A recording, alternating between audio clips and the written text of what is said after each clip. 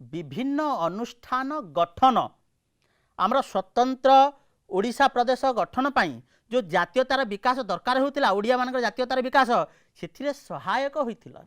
आस आम आलोचना करवा किपरि विभिन्न अनुष्ठान गठन ओडिया जातीयतार विकास रे सहायक होता। 1876 मसीह राधानाथ राय, प्यारीमोहन आचार्य, गौरीशंकर राय प्रमुख मनीषी गण ओडिया भाषा ओडिया संस्कृतिर उन्नति पाई कटक रे एक उत्कल सभा नामक अनुष्ठान गठन करथिले। कौन गठन करथिले? उत्कल सभा। केवल सेतिकी नुहे, बालेश्वर रे उत्कल भाषा उन्नति विधायिनी सभा, ब्रह्मपुर रे उत्कल हितवादिनी सभा, कटक रे उत्कल उल्लासिनी सभा। यही विभिन्न सभा सबू अनुष्ठान गुड़िक ओडिया जातीय जागरण को बलवत्तर करथिला।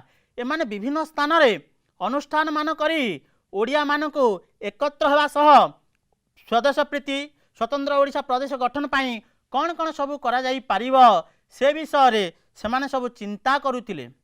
फल रे विभिन्न अनुष्ठान गठन आम ओडिया रे ओडिशा मानकर ओडियावासींकर मनरे जातीयतार विकास करिबारे सहायक होइथिला।